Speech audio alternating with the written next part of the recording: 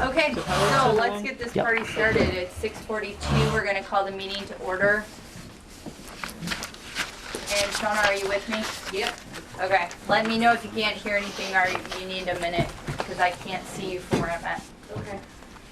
Okay, do we want to have somebody who is going to be a time hack or a time watcher? Anybody like to watch time? Okay, I'm seeing none, so we're going to move on forward. Look at that, so efficient.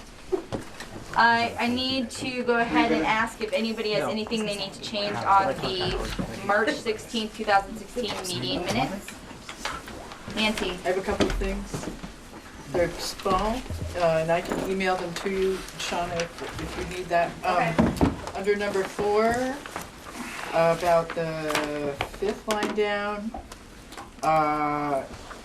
it was approved. I asked about a couple of other articles that have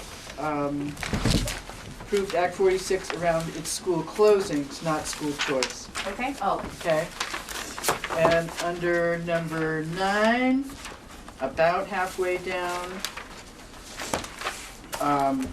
it's just and Cornell suggested changes to some of the wording to avoid leading people's answers.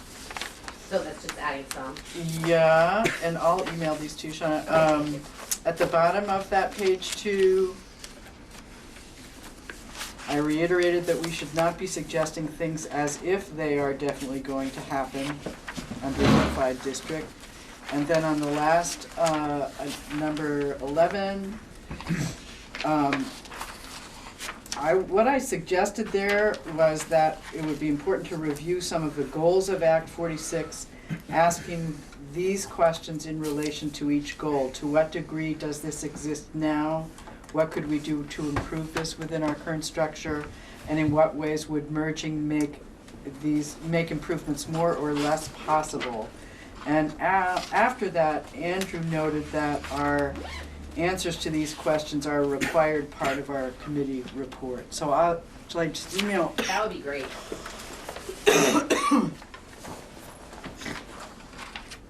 Excuse me. Nancy, was that it from you for? Yep.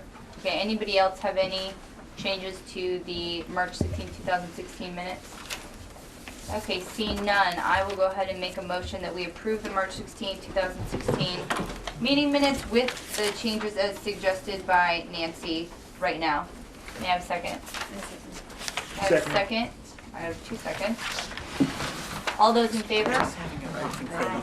Opposed? The ayes have it. We're going to move on to number 3. Do I have any visitors, business, or public comment? Seeing none, we're going to move right along. Update from the survey committee. We're going to go to Jen for that. And just to note, we are ahead of schedule right now. That's super awesome. We will attempt to keep on schedule for the update from the survey working group, which is not a subcommittee, but it's a working group, if that matters. So I did send out last night, I pulled the survey results as of last night. So that was like about 9:30 last night. We had 145 responses at that point. Yes, I don't know how to label that, good, bad, indifferent. We have, I think, 5,000 households or something, so, you know, it's a drop in the bucket compared to 5,000 households. It's also not 10 people, so it's somewhere in between 10 people and 5,000. I sent it out just so you guys could kind of see. I didn't really do any real detailed analysis on the results at this point. I had a couple of questions I wanted to talk about as a group, but I think if you didn't get a chance to look through, I would encourage you. I find the comments really interesting. It's always hard, you know, we wanted to have something that we could rate and look at numbers for, but the comments are also really kind of indicative, and I made a couple of notes. I think we could probably spend hours discussing what to really take from the comments, and so I don't want to necessarily open that up, but I felt like in the comments there definitely was a trend of people talking that they were interested in saving money, lowering taxes, like schools cost too much, you know, and it's not really necessarily surprising to see that, but I did notice that through a number of the comments. I thought there was an interesting dichotomy between people like, just do it already, and people being like, whatever you do, don't do it. So Yeah, right. at some point we'll have to assess that. Although of the people who responded, definitely the vast majority of people said that they were either somewhat likely or highly likely to support a consolidation. So again, very small sliver of the population, but while the comments kind of went both ways, that question was pretty strongly more in favor. I thought something else that was really interesting that maybe we want to add as a discussion in a future agenda was that there were many comments about how they would like more information to be getting out from this committee to the community, and thinking about something beyond the minutes as a way, you know, even how are we going to share the survey results when those happen, or, you know, the other numbers that we're getting. So I don't think we can talk about that now and stay on schedule, but I think that probably is something that we should talk about at some point. So the three questions I wanted to talk about as a group is how long we want to keep the electronic survey open, whether we want to issue this in a printed version, and whether we want to consider a mailing. 3 topics. I think, Elin, we did put a date in the Bristol posting, and I think it was next Friday. April 9th is what I sort of remember, yes. That seems right. How many times did the other towns post? Right, so I don't know. I asked people to post it once, but we likely should post it again, at least one more time. So if you post it somewhere, if you would do it again, at least through, you know, Front Porch Forum, and if your community has a Facebook page of some sort. I know Bristol had like a parent community kind of Facebook page. I posted that. You did, great. I know we got it in our school newsletter, and I know other folks were gonna do that as well. I did also, I'm kind of looking at you, Mike, because I had reached out to Sue White to ask if she would send it out to the Friends of the Five Town Communities mailing list, but I didn't get any kind of response from her. I don't know if you're in touch with her, and I don't know if that you're the right person, but I think you were pretty active with that group. I imagine that I could reach her, maybe right now. Well, if you wouldn't mind, it seems like, again, that's another group of parents and community members who, Yeah. you know, wanted to participate in sharing their input. So yes, so we'll post it again. Closing date on the electronic survey of April 9th, or do we want to go longer than that? Why don't we look and see what it is at our next meeting, a response rate, and then we can for sure make a final decision based on how the response is. If they're petering out, or if we're still getting a lot in from the second posting, it might be a good indicator of how long we want to leave it on. And can you remind, I'm sorry, Go ahead, Nancy. can you remind me, because I just don't remember, people can get access to it online. Was there another way people could do it? I know we talked about that. That's what we're gonna talk about right now. So I see. at this point, it is only electronic. Okay. Right? And so we, What is going around is the Wi-Fi password on a piece of paper. Please do not say it out loud as we are being recorded, but please feel free to make note of it or type it into your own computer so you may access the internet. Okay, pause, continue. Yeah, typically, there's a guest, like LCS guest, and there's no guest. Okay, on Jen, there, you were which is saying why that I say we that loud. yep. did not have a printed version yet, but that was So- something we consider. Right, so maybe I'll start with the mailing. So we did get a quote today, finally, from Precision Print in Virgins. So they quoted what it would cost to do basically a single page that was a folded, mailer, printed on both sides to the extent that's possible. The printing cost that they estimated for the number of households that we have in the entire Addison Northeast was $445 for the printing. They estimated that the postage, if we did kind of the rural delivery where it goes to everyone on the routes, would be about $850. It depends on how many actually get mailed, but that was their estimate based on, I guess, their experience of doing mailings for the district before.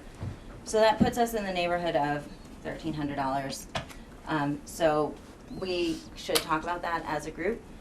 Kind of the second piece of that is right now we have not created a version of the survey that is laid out for printing.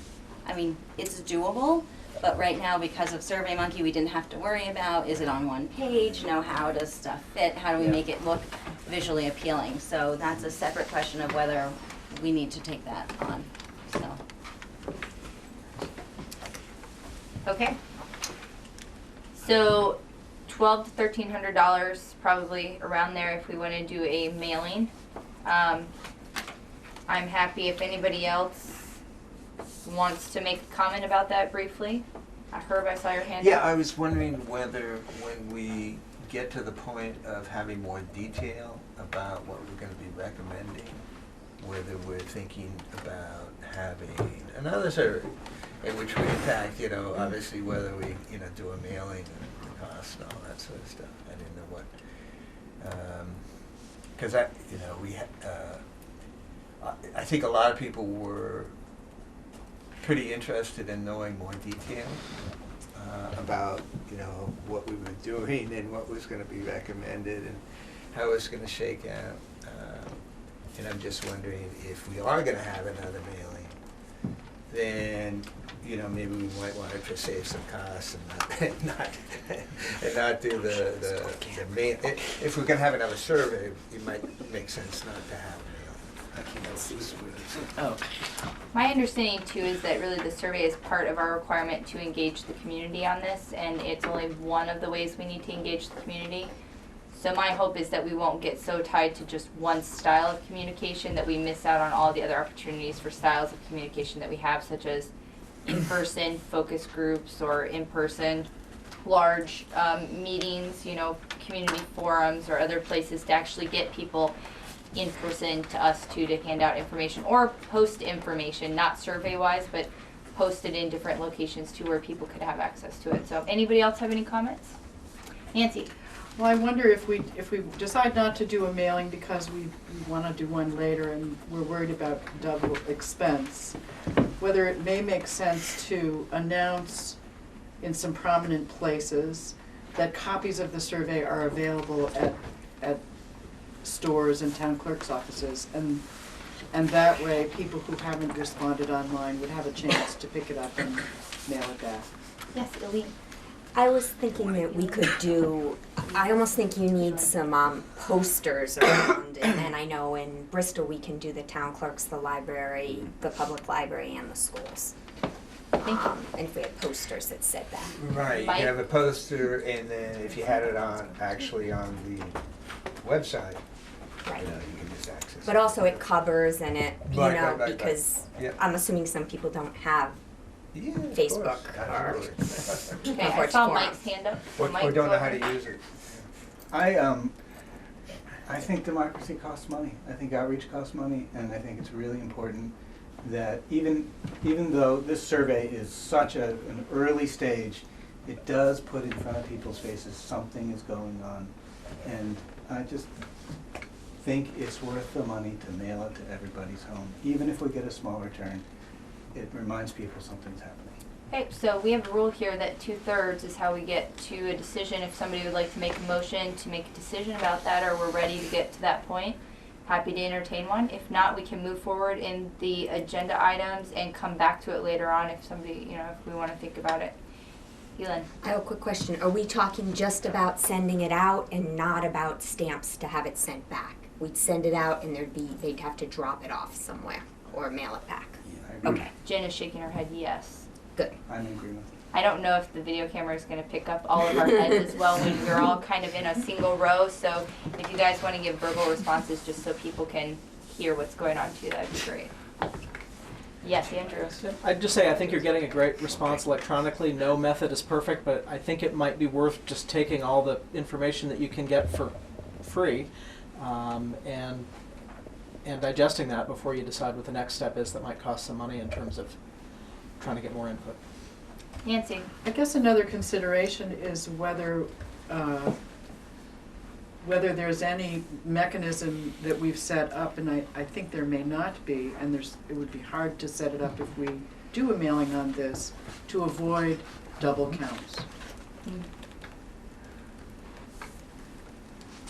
Or triple counts. That's a good point. Stuff Okay. in the electronic ballot. So what I will say is if at any point somebody feels like this is something we're ready to make a decision on tonight, all you need to do is hit me up with a motion because we're going to try to keep moving through this and you guys can just let all of that information digest. Mike? I imagine people know how they're going to vote on this, and we could. Then somebody may Do a make a vote. motion. Yeah, Mike, did you have a motion? I was about to, but now someone's I have a gonna. question. Yes? Do we want to add any info, or are we just gonna, since it is costing money, do we want to add information, or do we just want to do the questions? My understanding is the questions alone were over a page, and so it will take some finessing just to get it on a one-page Okay. sheet to send out, but I could be wrong. And I just wanted to tag on to that.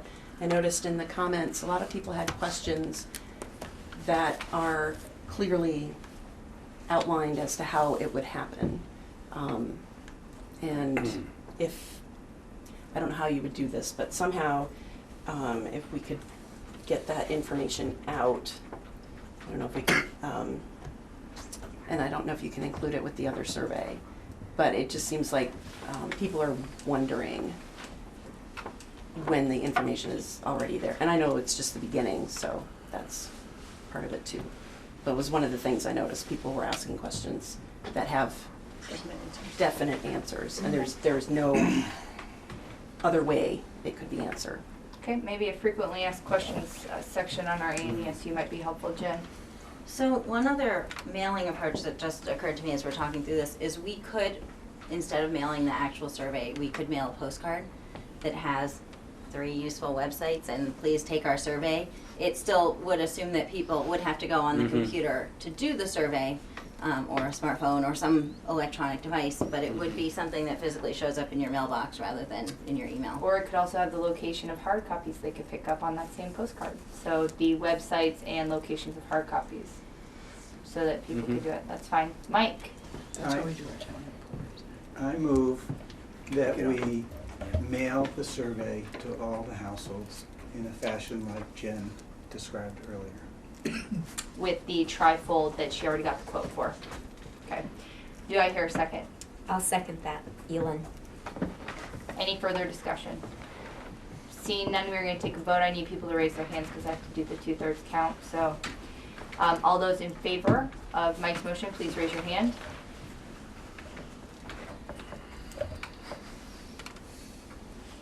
Okay, if there are no maybe raises, Jen. Half up, half down doesn't work for me. Okay. 1, 2, 3, 4, 5, 6. All those opposed? 1, 2, 3, 4, 5. Can I explain? Hold on one second. So my understanding is a 6-5 vote is not 2/3, Right, and right. so the motion would fail. Herb. I'd be happy to, go along with the majority, so you don't get the 2/3 kind of issue. I think it was 6-5, right? Yes, that's Yeah, correct. So I'm happy to make, 7-5 wouldn't work either. 7-4. 7-4. 7-4. I mean, I kind of like the postcard thing, but, let's get going. Oh, so So your I'm- idea I'm is willing the to postcard is your preference? Yeah, that was my Well, we can throw out that as a motion if somebody would like to. No, but instead. Mike's motion was the full survey.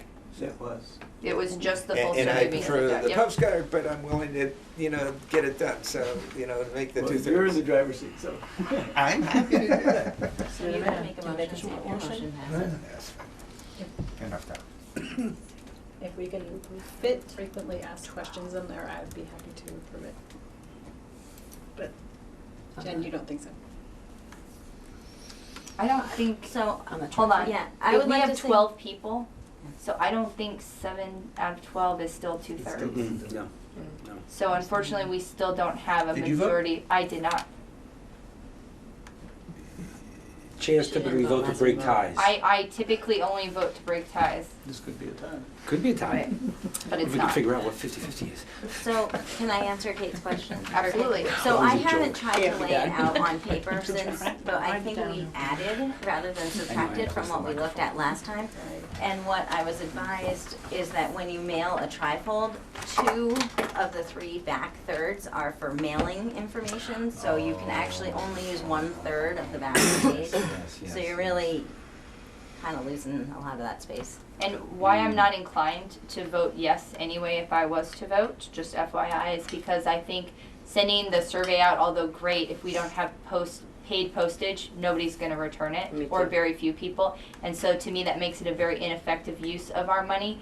I don't know that we have the money to put the postage on all of it, and so I'm also more inclined to go with a postcard locating locations for them to pick up a hard copy and drop it back off or use the website. Just because I know that even when I get surveys about things I'm not actively interested in, I'm very unlikely to put it back in the mail if I have to go find a forever stamp. Would you entertain a motion? I always will entertain a motion, and I have two other hands raised too. Are these Oh, okay. questions or motions, ladies? Just gonna make the motion. Okay, A question, question. go for it. Did you get a price on a postcard? I was trying to get a password in. It so- just occurred to me while we were sitting here, Okay. so no, but Alright. I would, it would be less because the paper itself would be smaller and the postage would be less, but I can't quantify how much less. No, I'm okay. Okay, so Herb, back to you. Well, Make it away. Oh, I'm we- sorry, we okay. mo- I believe in you. What? She believes I in you, believe Herb. in you. She thinks you can do I would it. Okay, second so I'm it. making a motion Right that away. we mail out a postcard showing, where you can pick up the survey. And where on the webpage you Yeah, can go where to on the do the webpage online. you can answer the survey and get it mailed out. Okay. Do I have a second for Herb's motion? I have a second. Great. Any further discussion? I didn't hear the motion, I'm sorry. Okay. Postcard. Herb, Basically postcard, to mail a postcard to everyone with some basic information about how they can respond to the survey. okay. Did I have a second? I had a second. Yes. So all those in favor, I need you to raise your hands and keep them raised high. I have 1, 2, 3, 4, 5, 6, 7, 8, 9 yeses. And all those opposed? 2. We have a 2/3. So we are going to move with that. Jen, I'd ask you to get the price quote for it, assuming that it's under the $1,200, that you can just go ahead and move forward to start working that with your working group, if that's okay. Jen? So, does this motion authorize the working group to draft and execute the postcard without any further review by the committee? As long as it includes the 2 items that we requested on it, which is locations for people to be able to pick up hard copies and the ability to access it online with the website, correct? That's our understanding. Nancy? I think you need a deadline, but it's fine with me if you set it, Oh, yeah. a return deadline. Are the printings Return. of, who's in charge of printing them? And make it then? really The pretty. hard copies and getting them to the locations? Well, so that's part 2 of the question, right? So at this point, the survey doesn't exist Mhm. as a In hard hard copy. copy. So this motion is also asking the working group to create a version that is laid out for printing. What I would And do if is, we have any members of the committee who have any graphic design experience that would like to volunteer to be on the focus working group to help with that, that would be greatly appreciated. But if not, we'll figure it out. I'm not actually, I don't think you guys need to send it out quite yet. If you get the quote, you get it started so we get those postcards printed and we get the layout for the hard copies and get those printed, then we are going to have another meeting actually relatively soon, I imagine. And if not, we can always do it via email, who can go and hand out the hard copies and stuff. So it doesn't have to be just on the working committee. But I do think first we just have to get the items on the postcards printed, and the hard copy laid out and printed so that we can actually distribute. And obviously, we'll need to distribute in a timeliness for when the postcards would go out, so they're actually there when people receive the postcards. I'm volunteering to be on your working group. Great, Allison. Thank you, Allison. And I will help pass out hard copies once they happen. I can Perfect, bring those around. excellent.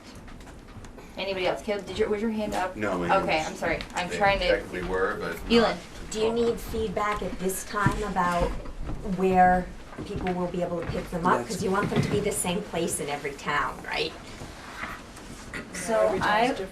So my Total thought is library. I would feel comfortable with Includes one, some I would feel comfortable with one representative from each town emailing me in the next 24 hours what the 3 locations are in your town that we should have them or something like that. I mean, hopefully it's the town office, the library, and the school. and the school. Yep, that's it. Anyone have an issue Would with there that? be Co-located. one at Mount Abe too? Yes. That is a And school. Mount Abe. Yes. Okay. we should- And And J superintendent Store and talks. stuff, Yeah, so that yeah. would probably make more sense. Yeah, I was gonna think of a couple of School, grocery town stores clerk, too, I don't J know. Store, right, yeah. And Lincoln school. General Store. Yeah, school, town clerk, J Store, but not library, I was saying. And do people return them in that place? Or That would be the preference. We can reach out to those places and make sure that they'll allow that, but I don't think any of those places would have a problem. Whatever. So Caleb, you're gonna email her? Yeah, I can email Well, I that. think, I did we just got accomplish it. it? I, Yeah. unless you're gonna tell me something different. I'm not replacing her, what, you got school and. Okay, I need to move forward on our timeline if we can. So, part of this is kind of on your thing. Last time when you were not here at our meeting, we discussed whether or not continuing to work to try to do something with the 5-year backwards financial Right. review would actually be doable or useful at this point compared to some of the other items that we have to do and knock off our list. I saw that. We felt that we wanted to come back to it while you were here Thank you. and have this discussion again and make a determination about which way Sure. we're going to move forward on this. So, Do you want me to explain a little more what I was thinking about this? sure. That might help folks. So I'm not wedded to any particular way of trying to collect some concrete stuff about why we want to do whatever we want to do. But I do think it's important that we have some concrete evidence, facts, analysis. And I just don't think we've been able to do that yet. So frankly, I'd been hoping that, the central office would have been able to help us because they have, I think, a better picture of not just the financial side, I'm thinking of the quality stuff too. If we had a unified district, something different than we've got right now, what would we have been able to do different? And that would certainly help me. But I'm not wedded to any particular method for doing that. I just think that those are questions that we've had outstanding virtually from the beginning of this committee's process. And, I'm a little worried, given the timeline, we're getting, pretty tight. And I think it's gonna be hard to, I'd be disappointed not to have some sort of information before making a decision, and I think if we go out to the voters with a decision without, some good stuff to support it, maybe people don't care, but and again, I'm not wedded to this particular idea, just looking for some facts. Okay. So with that being said, oh, sorry, Nancy, go ahead. I just want to say, So Martha. again, that another approach to this that's different from a 5-year backward look, but may get at what Herb is talking about, is to go through the goals of the legislation, goal by goal. Possibly the committee wants to add some goals, I don't know. And then ask the questions, to what extent, how could we make improvements in our existing structure that would enable us to get closer to this goal? And also, how would merging make it more or less possible to get at this goal? And I think that kind of analysis, adhering closely to the goals of the legislation, would get us to some of the information that will help us make a good decision. Okay, thank you, Nancy. Armando, did you have your hand up? Oh, just following up on Herb's point, I mean, I think that one of the things when the committee a while back had asked for student data, which I didn't necessarily think it was all that relevant for this conversation, and when I met with Katrina before she came, I said we can provide SBAC scores or kneecap scores or anything else, but that doesn't necessarily, that's not going to give us the answer. And then I think what we talked about and she described was what are the type of things that we could have as an equity perspective in the district, whether it's music, art, whatever we have, that would then become a single district-wide requirement for all schools, where right now every school has a different focus, if you will, or has made a decision about having a different type of setup for PE, art, music, or any of the foreign languages, whatever. So I think that what could we do? I mean, I think is what was the question. What could we do if we were a single district? I think, again, and Andrew, I think I sent you something about the. It's included in the back. Okay, It was all right. one of the 4 attachments. If you look, if you had it printed out or whatever, it was a single page, and it was. It Last page. It was Last page. Yeah, it's the very last As page. far as EQS. And it starts with as far as EQS and it ends with, I think these should be helpful to the committee, but if there's any more that needs to be provided, I will try to get it Armando. So those have all been provided to everybody Armando. Okay, so I won't go, but I just think that there are some things that we could do that are outside of test scores or, which again, to me, that's irrelevant because our pool is so small, it's hard to come up with any kind of conclusion that by joining, our scores will be higher or more kids will meet standards. I hear you. I hear you. Yeah, yeah. I really do. But, you know, I would still think that if, I mean, a lot of folks are saying, if we go with the Unified Union District, you know, there's gonna be some improvement. And it would just be helpful to know concretely how that would work. I'm sorry. No, that's fine. Allison and then Mike, I saw your hand up. Allison, go ahead. I can see the validity in looking back, and we have all of the test data and that can be compiled. But given the short amount of time that we have to decide what we're gonna do moving forward, I think looking back delays us even more. And I think we really need to look forward and look at the equity EQS. Yeah, I The standards, Quality. the standards, the EQS, and how we can give kids more equity, more quality, the things that Armando pointed out. And those things are gonna take our time as well, and given our short timeline, I would prefer to expend our energy on those things and trying to answer those questions rather than doing a backward look. While I understand the validity. Because Mike was next, and I don't want to skip over people. Mike, go ahead. So I think that what Herb is suggesting is financial. And what? No, it's quality. It's quality too? Okay. But, you know, financial is important. So I think Nancy and Herb are asking for something very similar. Nancy's saying all of the goals, which include financial and quality. And I guess I'll just, I don't know about the 5-year thing, Herb. So I won't go there, but I think some way for us to talk about money in relation to this decision is important. I don't know how to go to the voters without having some analysis about finances. Okay, that is a good segue, Mike, because on number 8 is financial tool output. So what I would ask the committee is if we could strike the idea of the 5-year backwards financial review that I had originally added so we wouldn't forget Herb's idea, is to instead work on getting some specific facts starting to come out, both financial and quality, through hopefully the financial tool and some other ways that we have it. So if you don't mind, I'm just going to take that particular specific way of getting facts off of our agenda to let us focus generally on getting facts, and then hopefully we can figure out which facts we want. So do I understand that you want to deal with collecting financial information and quality information at the same time? Absolutely. Yeah, that's fine. No, I Again, I'm not think wedded our to it. committee as a whole, if everybody shakes their head at me, are all interested in those types of information coming to the board for us to be able to look at.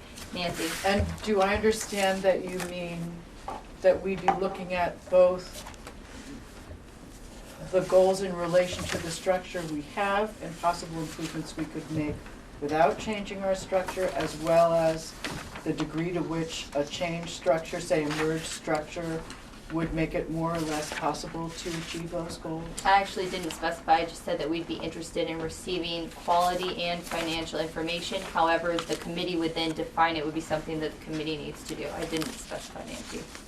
So I don't think that's something that maybe we shouldn't look at, but I'll let the committee decide that. What I do know is that I guess I'd like to make a motion then that we look at it that way. Look at what's in relation to the goals and any additional goals we may have as a group, the degree to which our current structure would enable us to make improvements to reach those goals, and the degree to which a unified structure would make it more or less possible to reach those goals. I'm gonna ask, Shauna, did you get that motion? Not completely, no. Okay, Nancy, can you say it again so Shauna can get it first? I make a motion that we conduct an analysis. See, now it's different. Okay, hold on. Shauna, read her what you got. No, it's all right. Conduct an analysis. That sounds better already. Looking at the goals of the legislation and any additional goals we may set as a committee, asking the questions, to what degree can we make improvements to reach these goals under our current structure? And to what degree would merging make it more or less likely that we can reach these goals?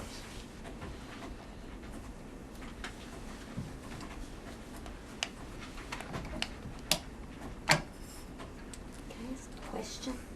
Hold on one second, please. Shauna, do you have that? Yep. Can you read it back to Nancy to make sure? Yep. I trust her. It's a long motion, so it just Yeah. helps us if we get it right Yeah. the first time, so Yeah. we can keep using it. And while she's typing, I'd just like to add that, as Andrew said at our last meeting, it's this analysis that has to be done for the report that is required of this committee anyway. And if that analysis would help us know what to do, it seems like it kills two birds.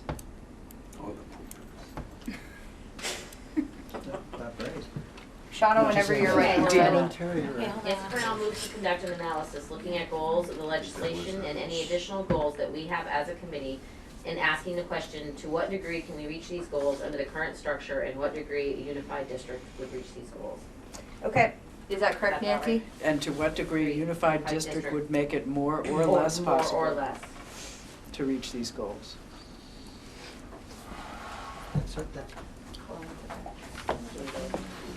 Okay, do you have that then, Shauna? Yes. Okay. Do I have a second? Herb, I have a second from Herb. Further discussion. Ed? seems like it's restating our charter.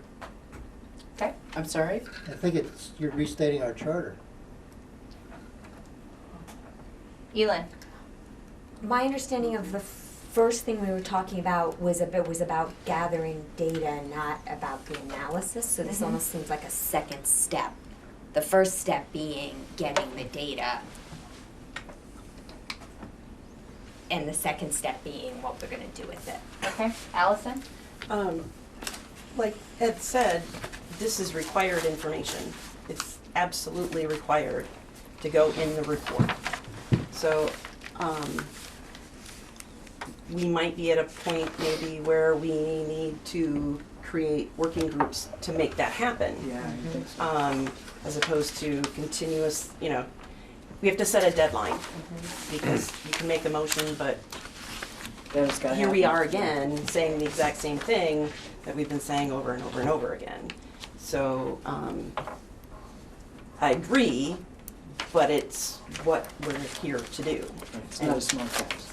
No, it's not, and we need to absolutely move ahead. Caleb?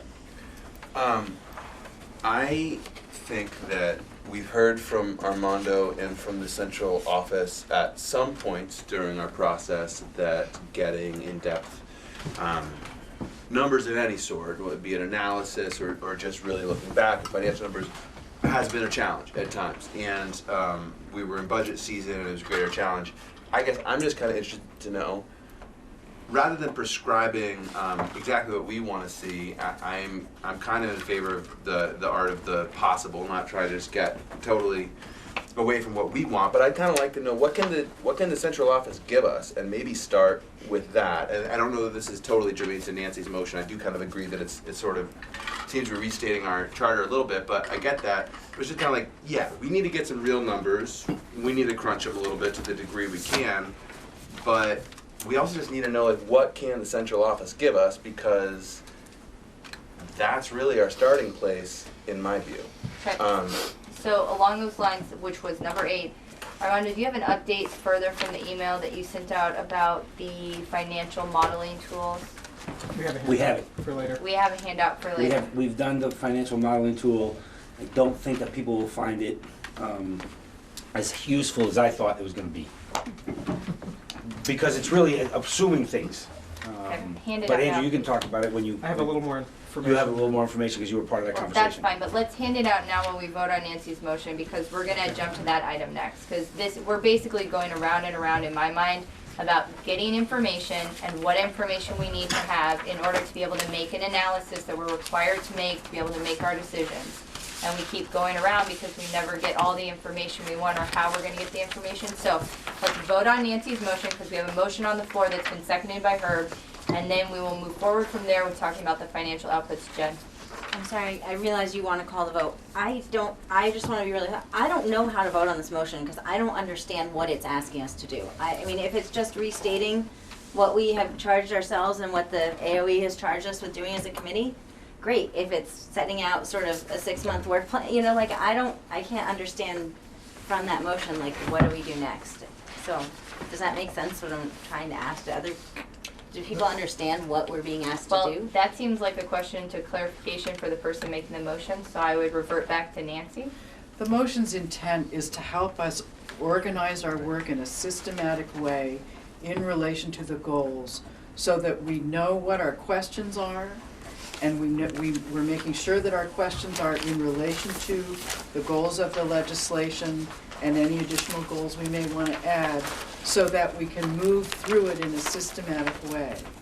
And I agree with Allison, I think it probably will require some work groups in order to do it efficiently, but I think that sort of matrix is really what the motion implies, is a way to organize our work so that we can really get rolling, and that in a way that will help us make a good decision.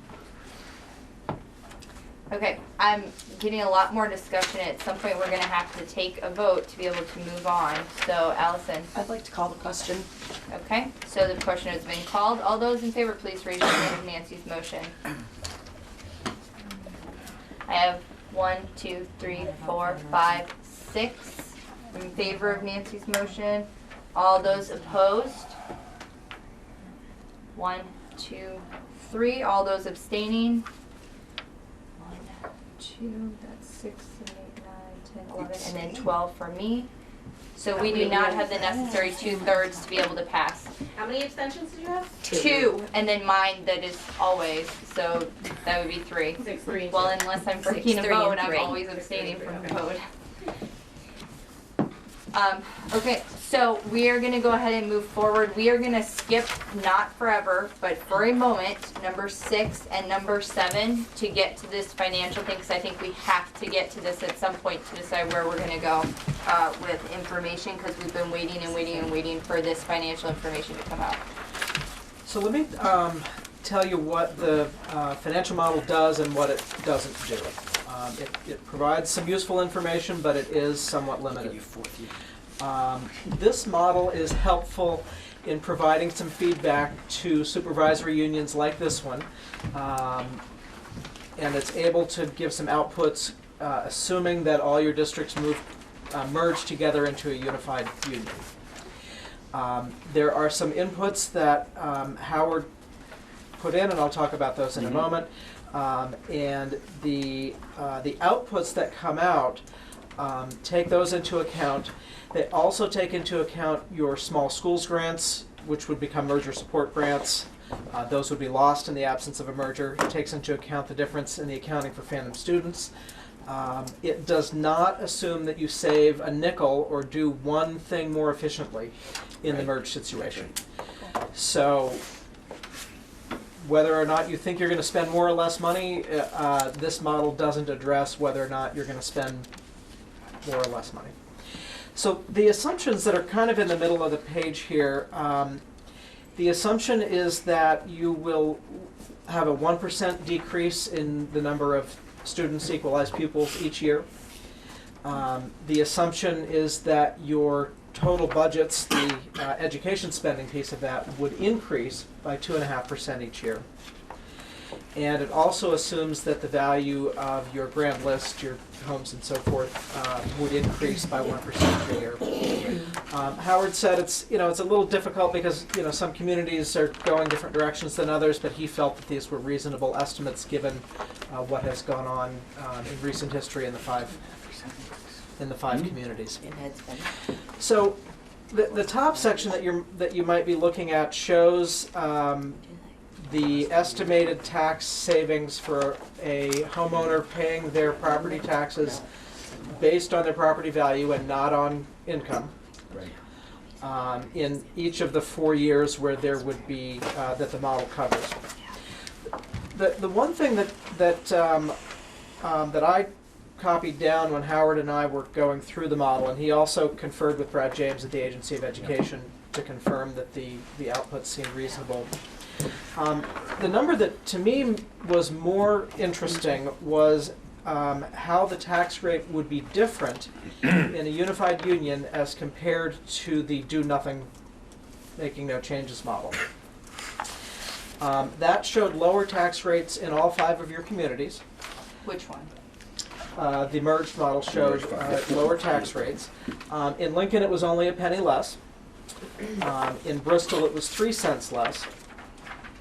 In Starksboro, it showed 11 cents less. I think it's the It's not on your sheet. It's not on there. This is not part of the financial model. This is something that they came up with based on the financial model information and calling. This is an output of the financial model. It is just on our sheet. And I lied. I think that Howard chose to show the dollar savings. I have the back, if you want to, you want this, Andrew? This is the, and I didn't make copies, there's big.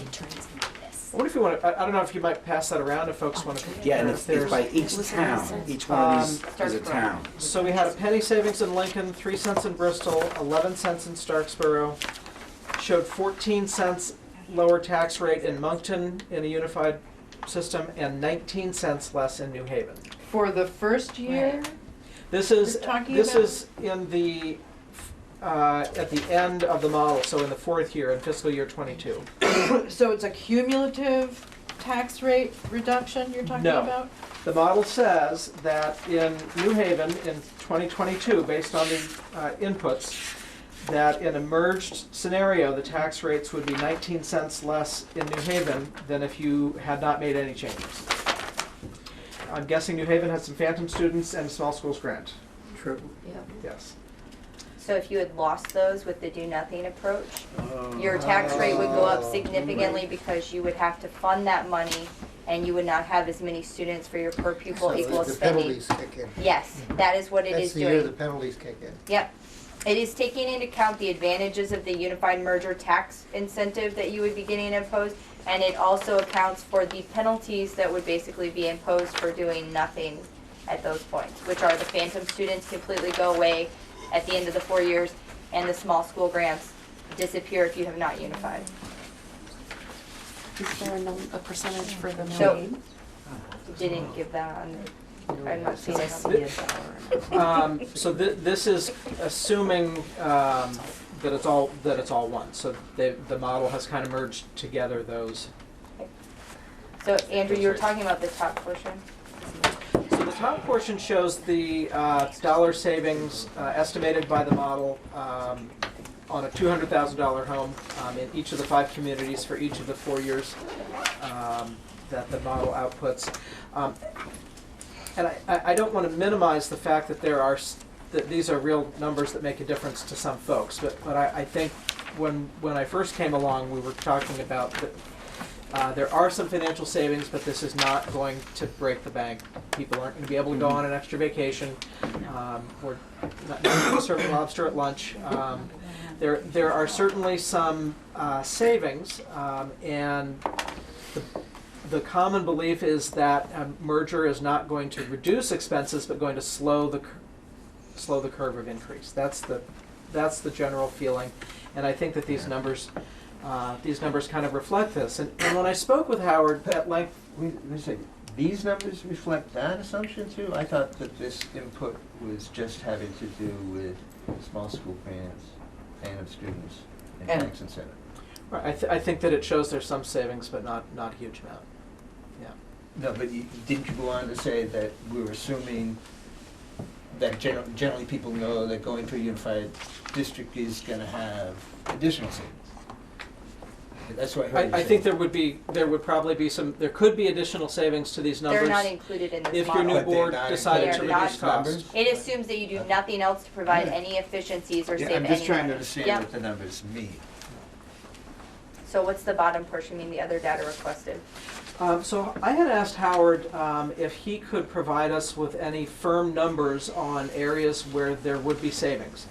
And his comment to me was that he actually thought that for the most part, they would simply be able to do their jobs better.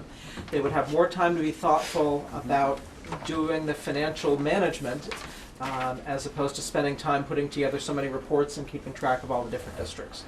The one numbers I was able to press him on were the reduction in the costs of audits, since there would be fewer audits with one district as opposed to 6 or 7 or however you do that. Also asked him to add up the school board members' pay, which, obviously this would be up to the new board whether or not they're going to pay themselves, and if so, how much. And together those are $36,000. It's just worth noting that those are dollar amounts that you might see some minor reduction.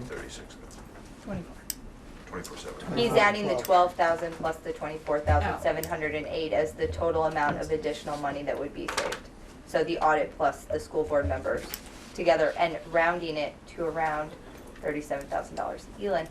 I just want to say, I'm assuming that this top part is really much more complicated than this because most of us don't pay on $200,000 because we have income sensitivity. And so I don't even know if there's any savings once you put income sensitivity into it. There would be savings, but it There would would be be a little. less. Less. It's not a perfect model. No, I No, just wanted to. I think those are Brad's words. Hey, Jen. So we've been waiting quite a while to get the output of this financial tool, and I maybe had built it up in my head. I was expecting there to be like multiple pages and charts. You're not the I only don't know, one. like, I mean, You are not the only one, Jen. I'm incredibly disappointed with the output. I don't even. So, I'm curious. So really, let me frame that as a question. So if we look at what other communities that have proposed Act 46 unifications, like what kind of financial data have they looked at? Because I can't imagine that they went to their community with this. Like there's got to be some kind of report, or I mean, Allison can we can tell get you. that? Allison has a list of things that other communities have used. So Allison, would you like to go ahead and read off your list? And I will just say that there are some mergers where there are some significant savings, eliminating a superintendent's office, eliminating tuition going out of the district, that sort of thing where there are big numbers, but Go ahead, Allison. but those weren't evident. So they have education spending trends, so going back a little bit and then taking it through 2020. Equalized pupils, ADM trends, projections through 2022. Ed spending per equalized pupil, tax rate trends, status chart of existing facilities, debt reserve fund, the Addison Central combined enrollment and total budget trend, estimated cumulative 5-year tax rate savings with merger, estimated debt level at merger, and that would be on 7/1/17. Potential estimated savings beginning in merger year 1, or in our case, it would be year 2, 3, 4, 5. Addison Northwest, community identity, oh, that's part of the article, sorry. Enrollment ratios by building, teacher to student ratio by building, long-term debt, homestead tax rate comps, fiscal years 16, 17, 18, 19, 20. Okay, thoughts and comments, because this was disappointing to me. So tell me what you guys want to do from here. Caleb. Well, I think it's interesting to what Allison, thank you for collecting that information, Allison. Those are kind of individual statistics that are individually fairly easy to understand, but there's not a synthesis of those happening in a lot of cases. And if you look at for Gens, their mailing prior to their vote was very simple. The only real data that was on it that I could see on it that caught my eye, I might have missed something, but what really caught my eye was the negative growth trend in numbers of students, and some what I would call qualitative statements about this is about coming together as different towns and kind of, making ourselves stronger through joining a new district. That was the extent of their pitch to their voters, and it passed overwhelmingly. I'm not saying we have to replicate that, but I'm saying that I think that if we're looking for advanced financial synthesis and analysis, I don't sense that that's happened, and maybe it has, and I just haven't seen that. Allison, go ahead. And so my list comes from the actual reports that were sent to the Agency of Education that they then sent to the State Board of Education. So within their reports, various communities used pretty similar pieces, and they provided analysis based on that. So they made a comprehensive case with their different pieces based on their community and their district as a whole. So it was all brought together. But yes, the Virgin's mailer had some very basic things. But can I just ask as a follow-up to that, do you feel that, yes, they had a report where they referenced many different individual reports and metrics, but did that rise to the level of a look forward or a look back that was really trying to say, we're here now, we're going to be over here in 3 years because of all this analysis we've done. We now feel that post-merger we have this set of metrics that we're projecting, whereas before we were here. Did it get as far as that in any of the what you saw? Absolutely. I mean, a lot of this data is required in the report so that you can say why you think a merged governance structure is beneficial to your community or why you feel it is not. And a lot of the reports had pieces that each of them had, and I think they're required by the way we're supposed to do this. And then I also made a list of things that I really liked, that made sense to me, that made sense in the analysis that they were presenting to their communities and to the Agency of Education, making a clear case as to whether they should merge or not merge. And I felt it was very helpful. And I was writing down the things that I would like to see so we can tell our communities.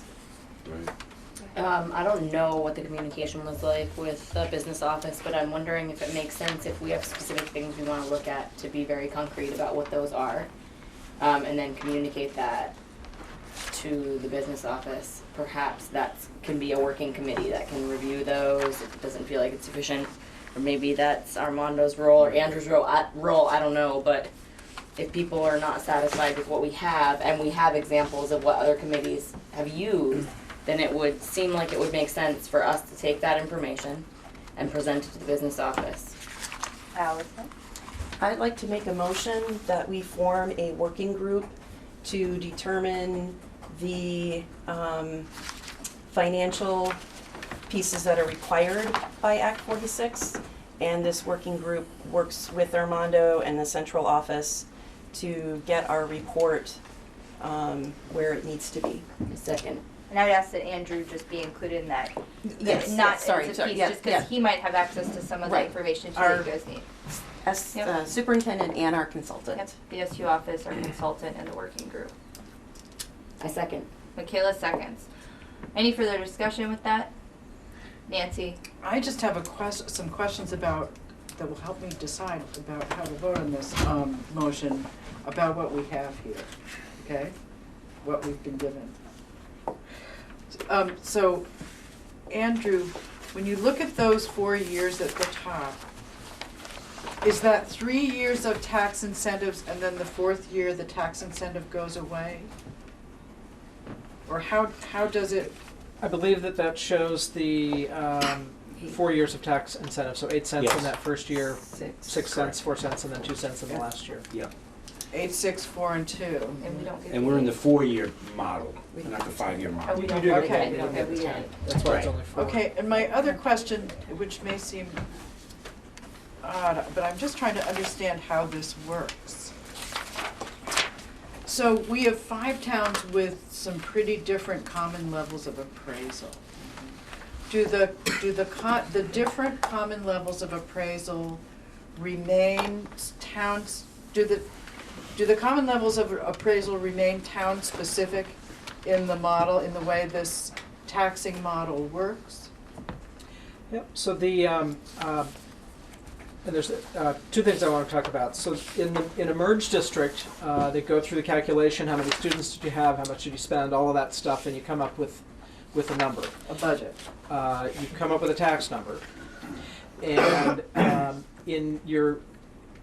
that tax number would be the same for all 5 of your communities, but it would then be adjusted by the common level of appraisal In each town. in each town.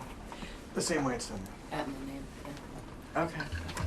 The second thing to talk about is that I saw in one of our legislative updates that there is some discussion about trying to get to a common level of appraisal for new districts, so that issue goes away. And I don't know if that will lead anywhere or if that's even been approved, but I did just want to mention that that's something that our legislators are at least aware of. I'll just tell you from my experience in Mount Mansfield, when we go to present the budget, there's the tax amount, but then we have to show the common level of appraisal for each community. And so consequently, you can see different changes in each community. And I think it really highlights for folks that the value of their homes affects the taxes that they pay. Yeah. Sometimes even more so than the changes in the school budget. I guess the other thing I would just say is I'm in support of Allison's motion, but I think it's interesting to hear about what Howard said when you asked him about possible savings. And I think that it may be a reflection of the work this SU has already done around consolidating some key functions. And that's not to say that we won't turn up other possible savings, but I think that different SUs are in very different situations when they talk about this legislation. And there are SUs, and I know Armando won't say on camera who they are. I mean, there are SUs where the different districts are at war with each other within the SU. And are very far from looking at the whole SU as a pre-K to 12 system. So it will be very interesting what we find out in this kind of a financial analysis. Armando, is your hand up? Well, Allison had her hand raised first, I think. Actually, you had your hand raised first, Oh, and then okay. Allison did. All right, a couple of things. I think the financial, and as I look, we have, and if you want, I mean, I thought that we sent it out, but we have the reports for Rutland, Addison Northwest, I think the Mount Mansfield Union reports that they actually sent to the state. And if you look around the financials, and I'm not gonna say who, but one of the districts next year is only, basically their major savings is around board expenses and audit. So we're not talking a lot of money. Others, as Andrew said, are closing a central office and combining them.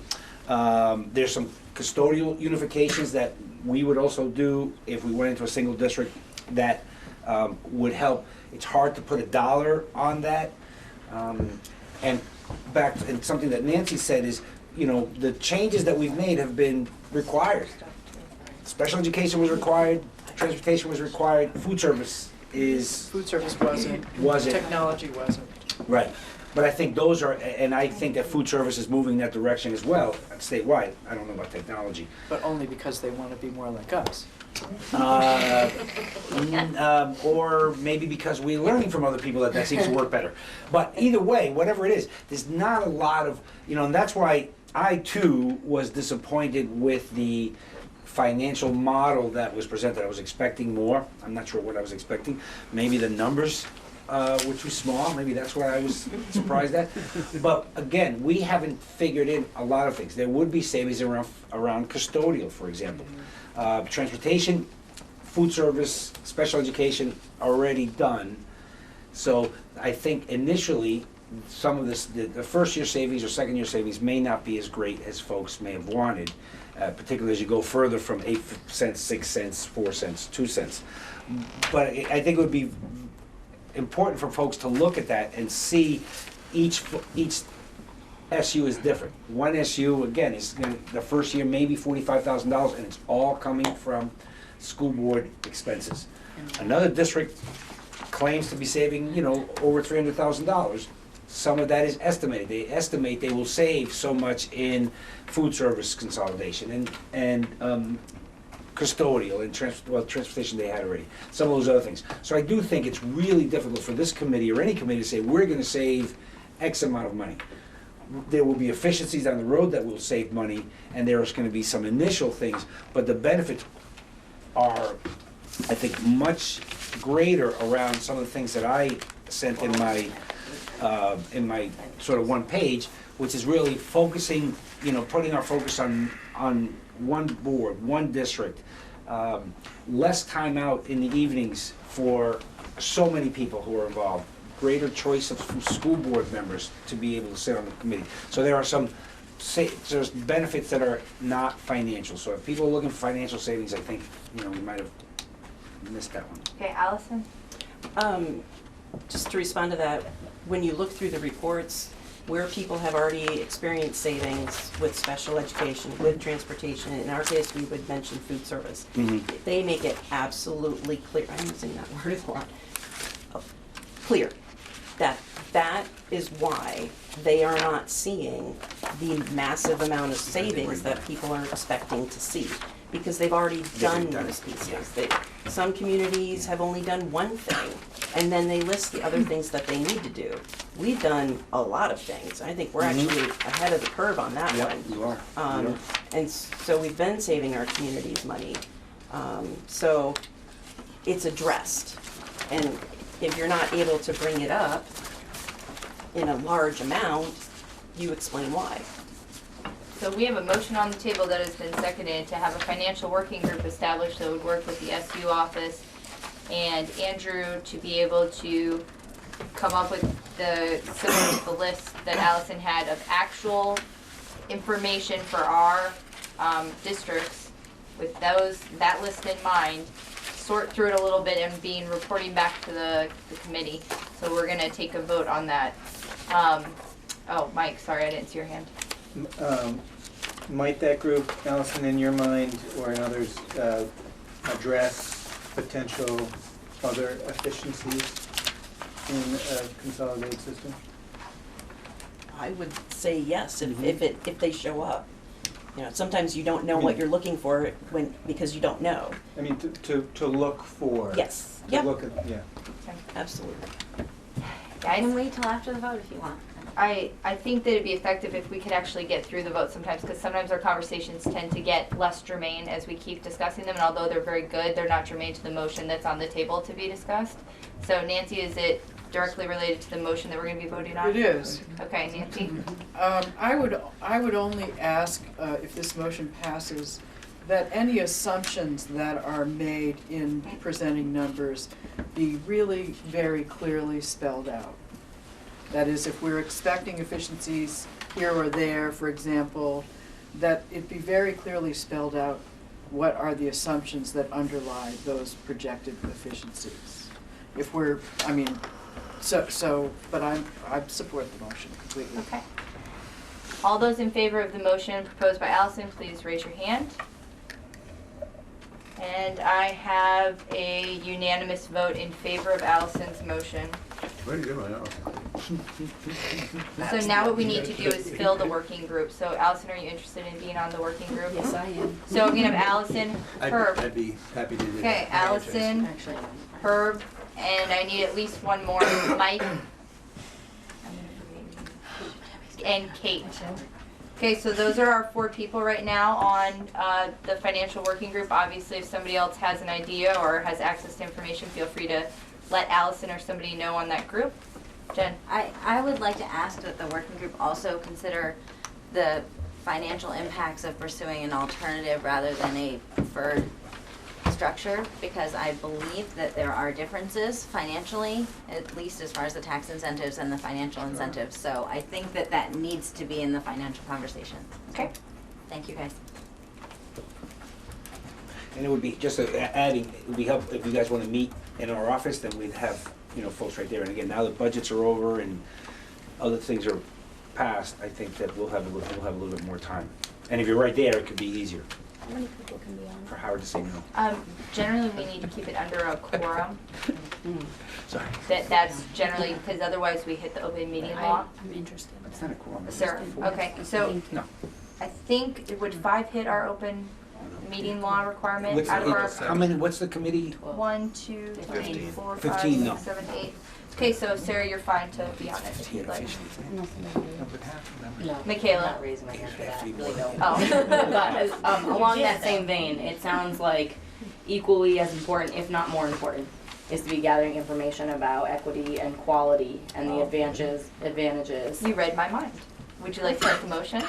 I would like to make a motion that we have a working committee that looks at equity and quality in education within a unified, school district.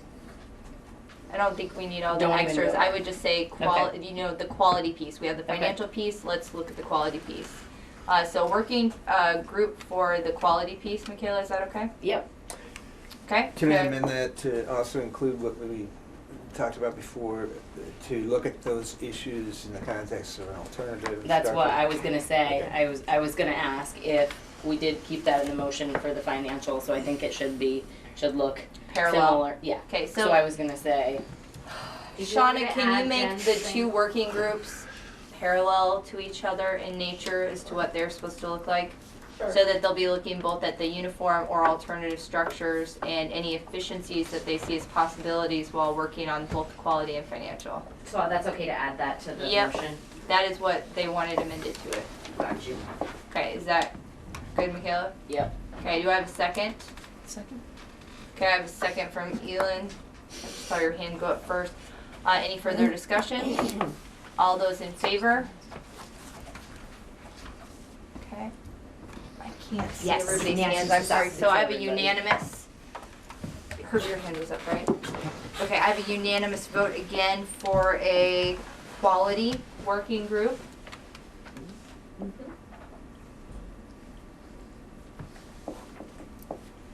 Now I need to go ahead and fill that committee. Michaela, are you interested in being on the committee? Yep.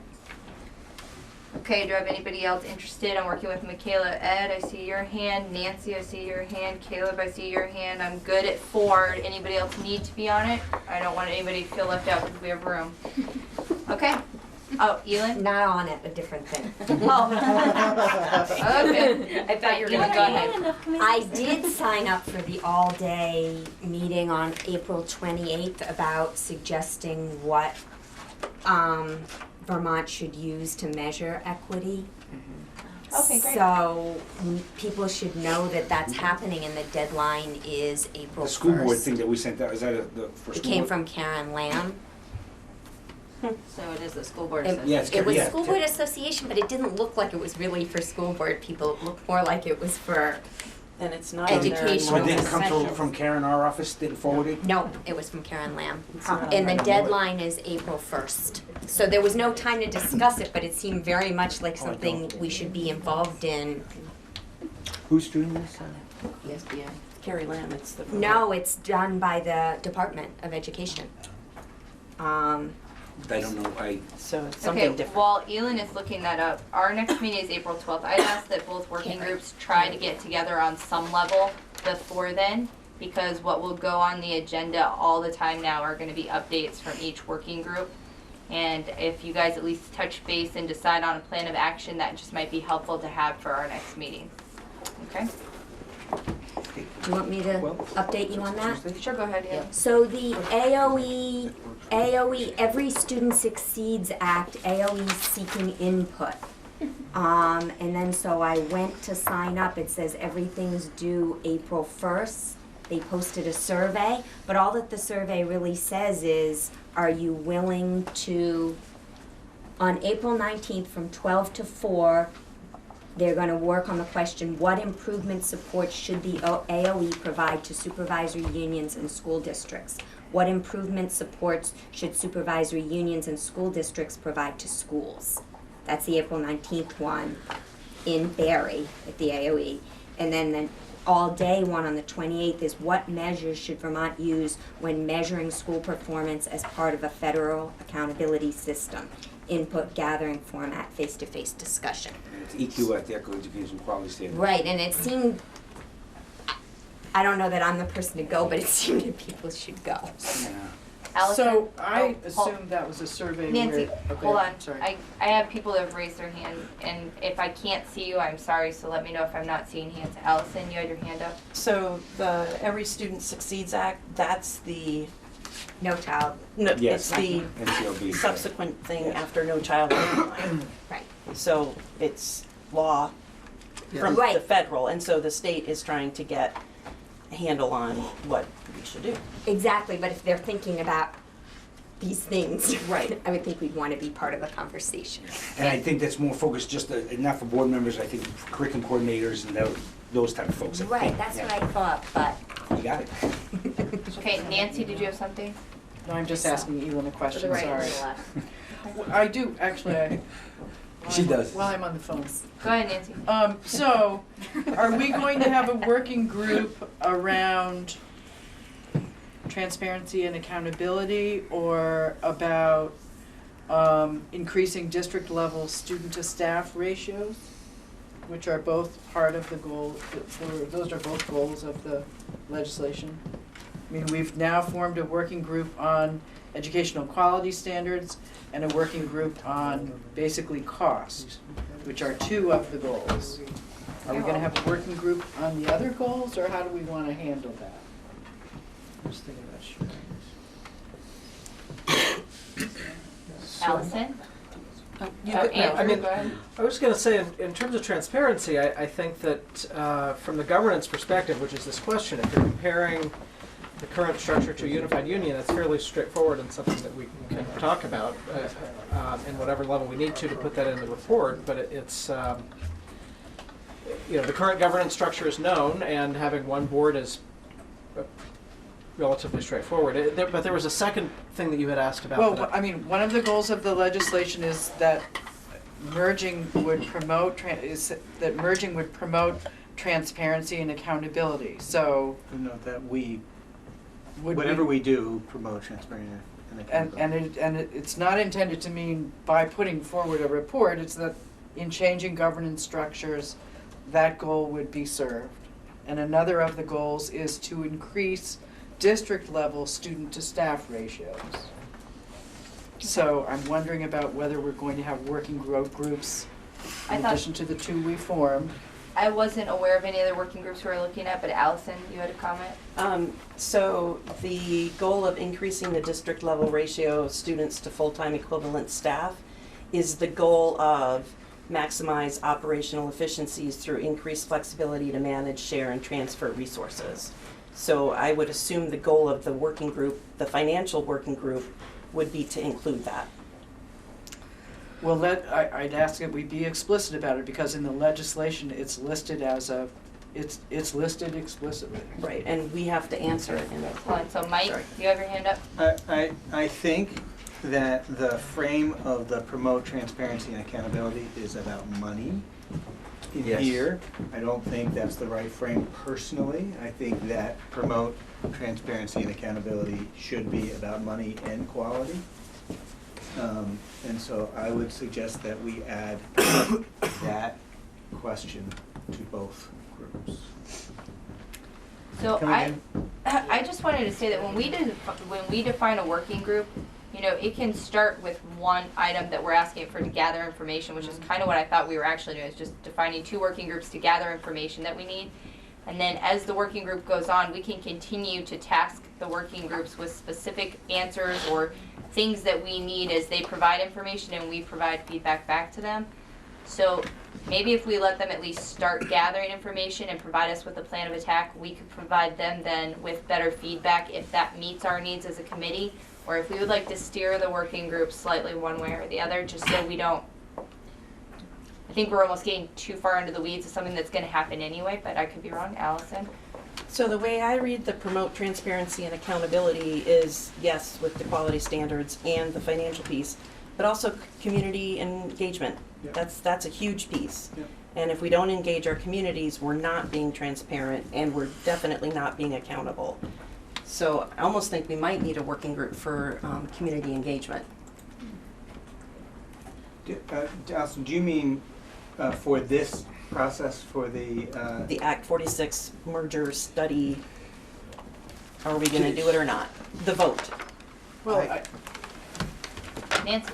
I would suggest that community engagement is, in addition to the goals of the legislation, that community engagement in our schools is an additional goal that I would suggest we hold as a committee, as a goal of any change we would propose.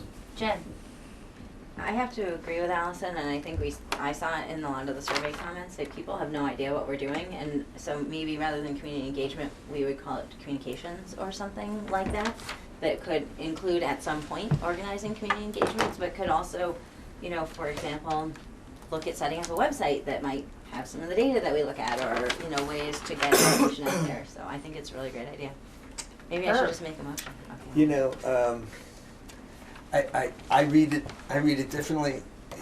You know, I'm looking at the goals of Act 60. The legislation is designed to encourage and support local decisions and actions that, you know, they talk about equity, quality, operational efficiencies, and promote transparency and accountability. So I'm not sure that that goal has some, I read it anyway, as not having so much with how we're doing our work, but what the eventual governance structure is going to look like. Is it going to be transparent and accountable? And one of the things that I know, I remember Dave Sharp had mentioned a few times, when he was, you know, trying to talk to me about it, was, you know, you don't get to vote on the the central office budget. And so he was saying anyway, well, that's a big thing, you know, if you have a unified district, you'll be able to, you'll be more accountable, that part of the operation can be more accountable, can be more transparent. I also think it also raises the issue of both our existing structure, which has some real good accountability and transparency issues, at least at the local level, and an alternative structure too. So I guess I think we're going to have to answer that item, as you say, in a report anyway. Whether we start now and doing it, I think the idea of making a working group really helps with discipline and making sure we get that stuff done. So whether you do it now, whether you do it in a few weeks, I think having a working group on those topics that we're going to have to report on anyway is a good idea. That's just the way I feel. Jen, you said you thought you needed to make a motion, and may I ask, before you make the motion, if you want to think about the current working group that is working on our survey, whether or not those people would like to have their working group name adjusted to communications, since they've already started on the communication subject. I can allow any individuals to bail out as well, but I mean, I think we have a group that's already poised to become a communications group. Stephen, Ed, and Jen started with our survey group, and I'm just saying, if we want to continue to have a group like Jen was describing and do a motion for that, she could make her motion to adjust that working group. So I move to form a communications group. Is that enough? Do I have to say what it's for? No, that's fine if you want to. To explore ways to communicate about the work of the Act 46 committee. And I suggest we ask for additional people who want to join the committee now, or the working group now, or at the next meeting.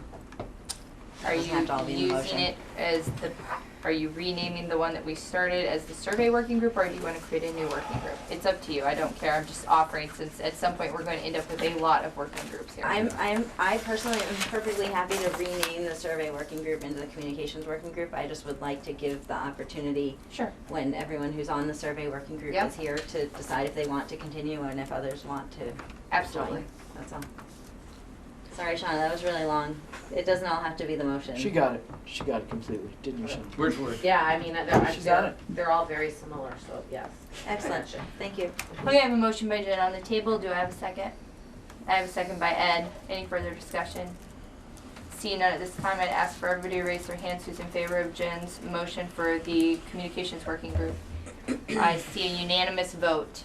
So Shauna, we have a unanimous vote for the communications working group.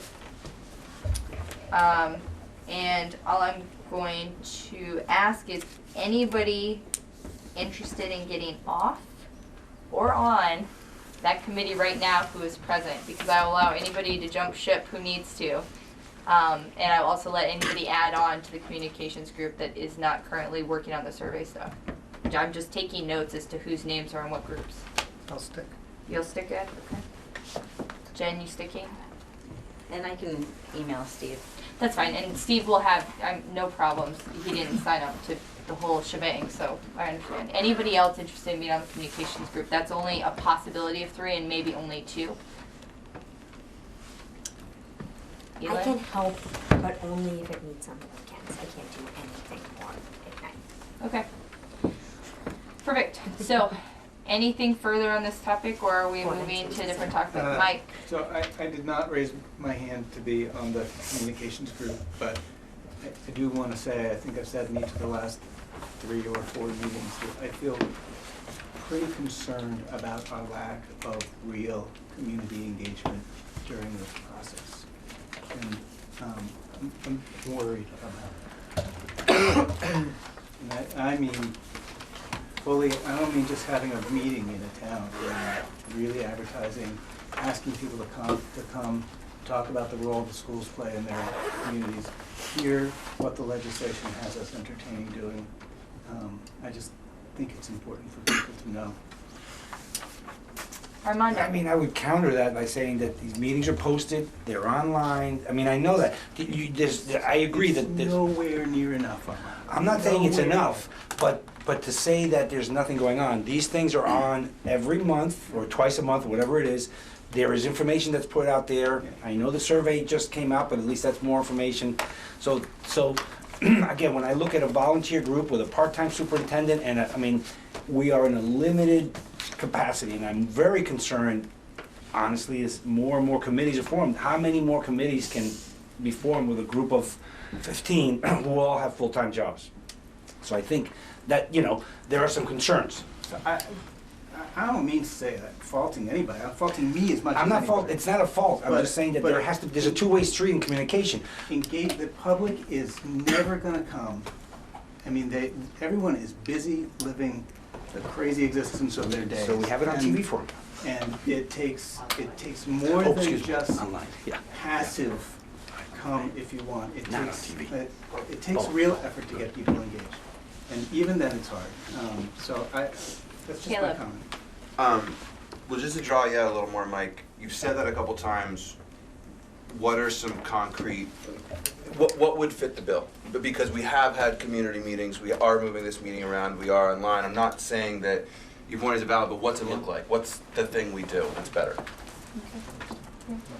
Okay, hold on, I saw Nancy's hand and I saw Andrew's hand, and then we can go back to Mike so that we get everybody on the table in case Mike needs to respond to all of them.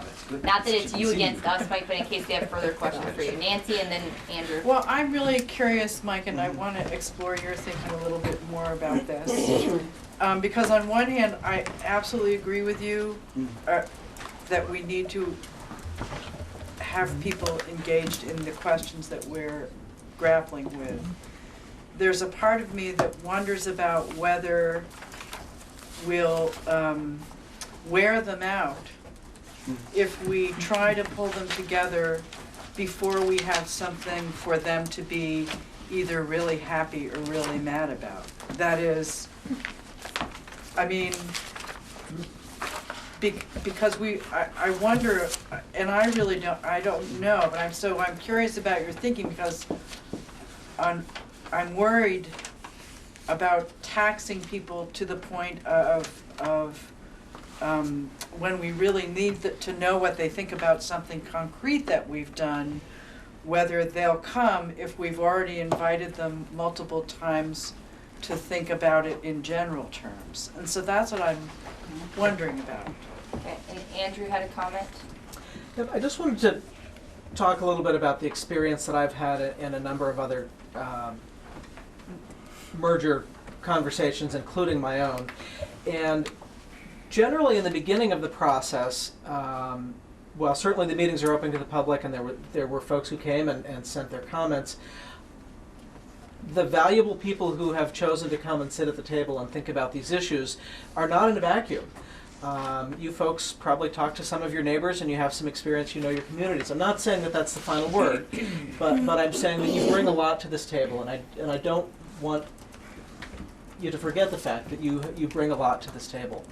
I think that there are two very important times when you do want to actively engage every community. The first is after you have written a solid draft of what your proposal is, because this will give some really good opportunity for there to be feedback. If you bring a proposal to the voters and you say, we think this is the best course of action, they can react to that. You may have overwhelming support. You might have some folks who have some issues with particular things, but the point after you've made a decision about what you think the proposal should be is when you should have community forums in every community and be waving the red flag and saying, this is what we think we want to do. You can still make revisions to your plan after that if you hear back from folks. You know, if you want to elect your board members one way and you hear from folks that you should do them another, that's something this committee might decide. The other time when community engagement is critical is the required prior to the vote. Within 10 days you have to have a meeting in each community, and that's again where you're presenting the final proposal and making sure that people understand what's going out. So that's my my perspective. Mike, did you want a chance to respond to Caleb, or is that something that you're fine? Keep on going, because I didn't give you a chance. I jumped to the people that had their hands up. I didn't want to wait too long. Notes, so. Okay, you're taking notes. Great. Elin and Nancy. I think I wanted community forum before now, because what I've seen happen before is we present something as a school board, we present something when we're sure of it, and then people are upset because we didn't. Now they don't like it and they didn't get to give input. And I'm getting to the point where I have made up my mind, and I hadn't at the beginning of the process. I was working really, really hard to have an open mind. And I'm getting, as we go further down the process, I don't have that anymore. And so I think it's important to have input earlier while we still are open-minded about the possibilities in front of us. So, and I understand the idea of we want to give real information, but as we give you real information, as we have real information to give, we've started to make up our minds, I think. And Nancy, I guess that's sort of where I was going, what I was going to say, is that when we had a forum about Act 46 in Starksboro and we invited everyone, certainly most of the people there were from Starksboro.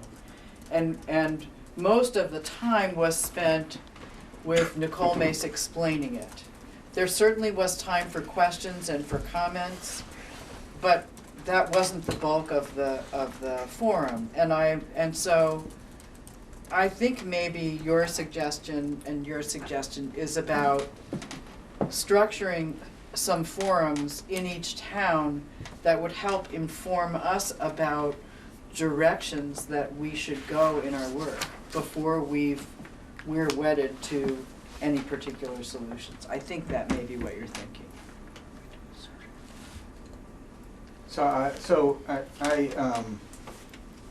Yes. And I don't know. I mean, I was just this little part of this Friends of the Frontline Schools effort, and it was in a different context, and there was a lot of upset going on. But my experience from it was that people are distracted in doing their lives, but they care greatly about our schools, and they are starved for real, genuine engagement. Not an opportunity to speak before a meeting and then listen to other people, but a meeting that's facilitated engagement, drawing out people's what people are proud of and what people want to have change in their schools or around governance structures. And so I think my experience is that when you really genuinely invite people and really genuinely listen to them, it doesn't burn them out. It encourages them to be more involved. The last thing I want to do is use public engagement to sell something we've already decided. That's failure in my mind. I just want to be as strong as I can on that. I think we might win, or the effort might win, but I think it's so much stronger when you listen to people in advance, you hear their values, and then you use those arguments in our decisions and be able to go back to them and say, we heard you about this and this and this, and that's why we're coming to you with that. Herb, then Michaela. Oh, and Armando. No, I'll be last. Okay, so Herb, Michaela, and then Armando. I'm not a voting member. So Mike, I'm with Puerto Rico. I mean, I totally hear you. You know, who wants to come into a meeting and have a bunch of folks preach about what they think you should be doing, right? Everybody gets their hackles up. One of the things that when Michaela and some of the rest of us were talking to some people about helping facilitate that kind of a conversation, I think everybody said, you can check me if I'm wrong, Michaela, that it was really important that we come in with something, though. I remember that. And it doesn't have to be, all right, this is what we think you should be doing, what do you think of it? Right. But you have to have something concrete along the lines of, you know, here are the issues, here are the choices, here are the challenges, here's what, you know, here are the concerns, and ask for their feedback of those kind of open-ended issues. So I'm perfectly happy to have something like that. I think it's a good idea, but I still think we need do some work around identifying those issues that we can then bring to have a meaningful discussion. And we're not there yet. I already said Michaela. And Yeah, Armando. just to piggyback on that. And the people that we talked to didn't say you need to have a structure. They said you need to have done your homework. It would behoove you to make sure that when you came in, you had some real concrete information for people to actually grapple with. So I think that we're about to be, hopefully, knock on wood, poised to have something like this when we get some really concrete work done and information about financials, as well as quality. We don't need to go in with this is what we propose, but this is the information we have about quality, this is the information we have about financials, and then provide some open-ended questions and around table, you know, a facilitated space. We're poised to have some really good opportunities to gather feedback.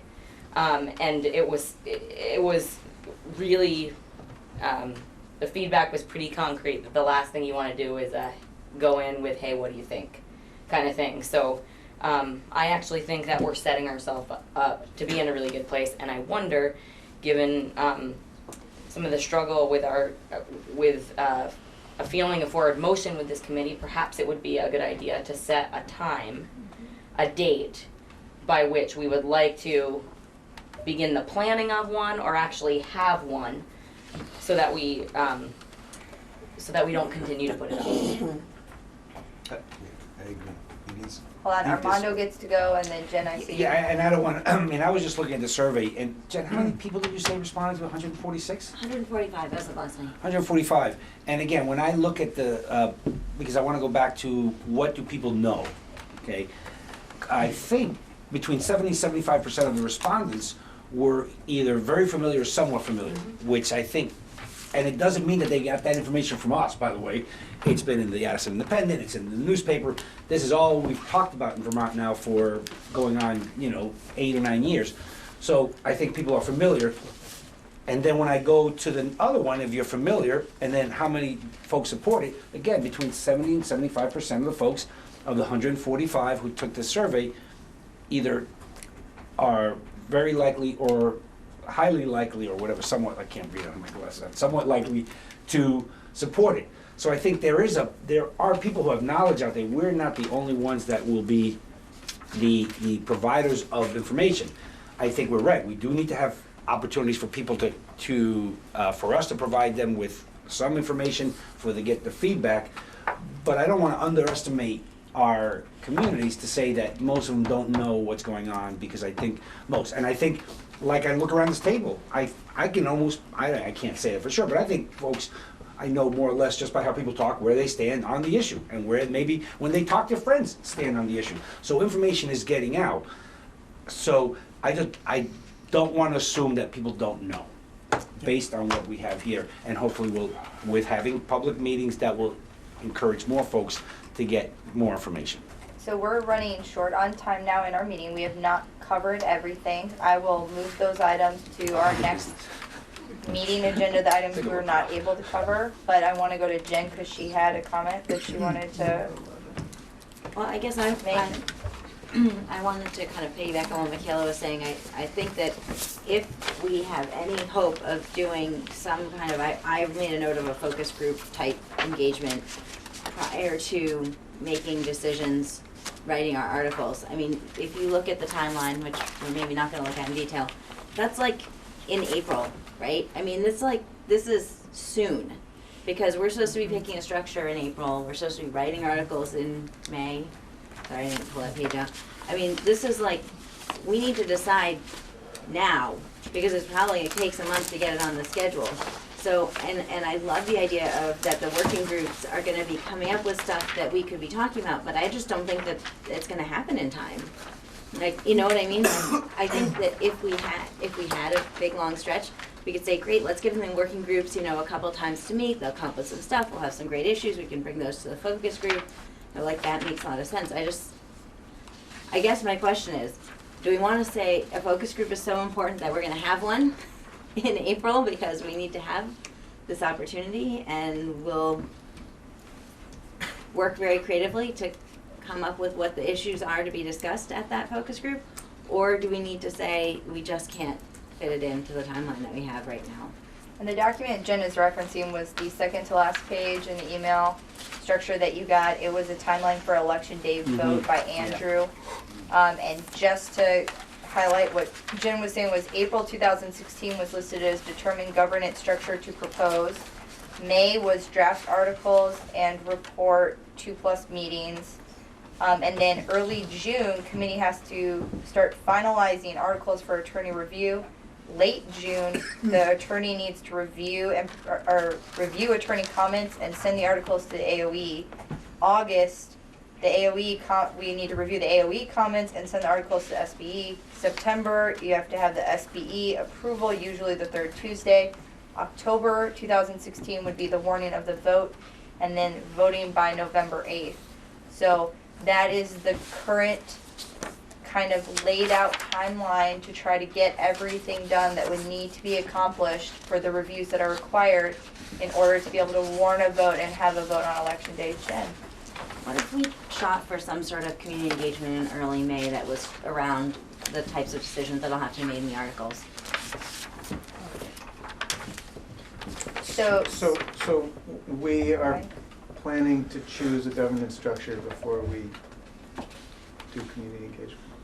I actually believe that this is just if we were trying to hit a November timeline, when it would make sense to have these things accomplished in a perfect world. So I believe our committee may make determinations as to what we will actually do. This is just a guideline. On that note, Steven sent me the results of the doodle poll. Congratulations on us becoming more efficient as a group. And we are currently meeting the 12th of April for our next meeting in Bristol, but after that, Tuesday, April 26th, and Wednesday, May 4th are the next 2 dates that had the highest levels of responses. Could you say that? Tuesday, April 26th, That federal mediator comes from New and York. Wednesday, She comes to May the meeting. 4th. And that's literally week to week, so we could put those both in right now in case we need a community date, because most people on the committee were available anyway. So if we wanted an early May community engagement date, we could have it maybe May 4th, might be a good day, I don't know. But those are the 2 dates I'd ask you to keep open in your schedules for. Can you say those again? Yep, Tuesday, April 26th, and Wednesday, May 4th. We did not have a unanimous consent on any of those days, but they had the minimal amount of people gone from the committee at any one time. So since then, we have scheduled, there's an RBO meeting scheduled, and the federal mediators coming from Albany, which is Elin, Dawn, and I.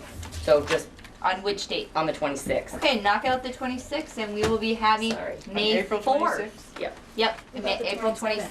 Because she sounds like I'm in May 26th. I There's think a I looked at policy the governance. surveys. There were a lot There's a left. policy and governance. Three left. On the 27th?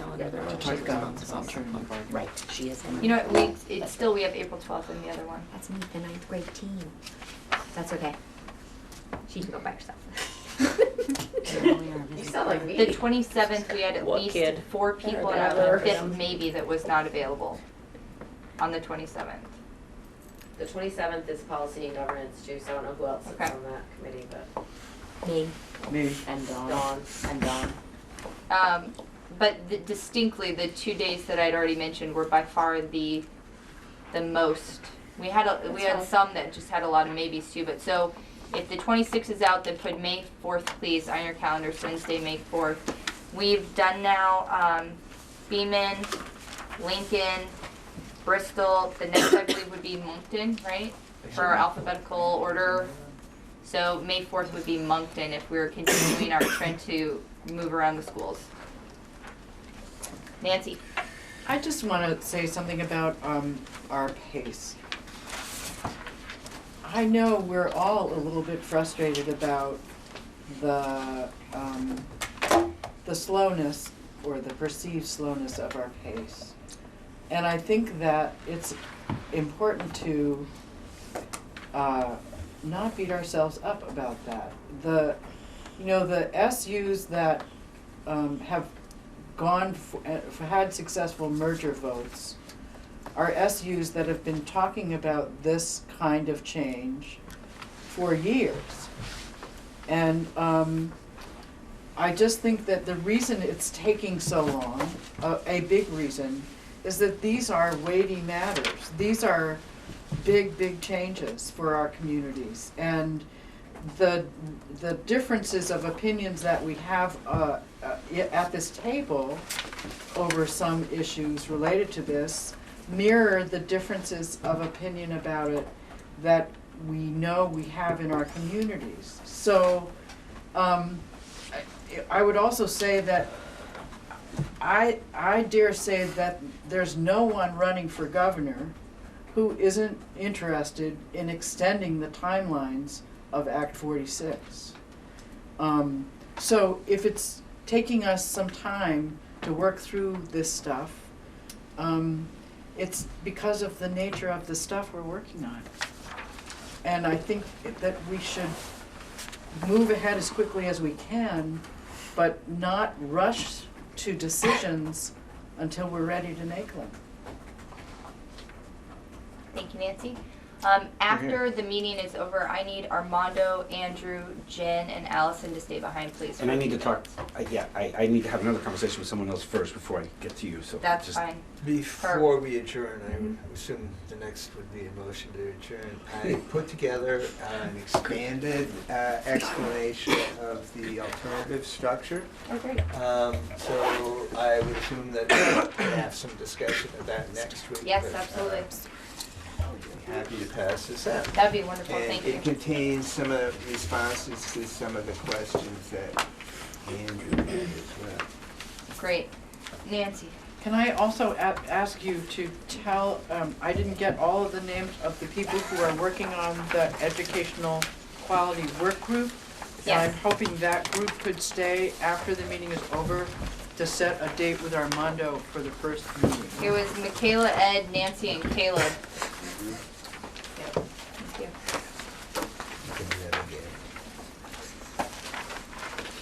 said that, just a second. Okay, I'm going to move that we adjourn as it is 8:30. Obviously, the people in the different working groups or the people that I asked if they could have a moment to stay would be appreciated. Do I have a second for a motion? I'll second that. Jen? All those in favor? Opposed? Okay, thank you guys for all your time and the energetic discussion tonight. People